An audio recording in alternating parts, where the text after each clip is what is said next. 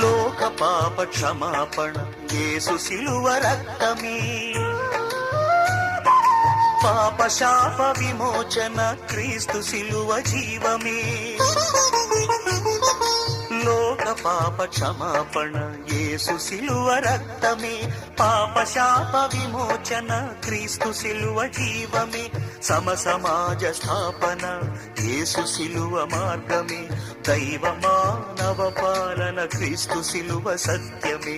కులమా కళ్ళు తెరుచుకో, మతమా మనస్సు మార్చుకో, శిలువ సాక్షిగా యేసు శిలువను శిలువ మోయుచు ప్రకటించెదను. శిలువ సాక్షిగా యేసు శిలువను శిలువ మోయుచు ప్రకటించెదను. ఇదే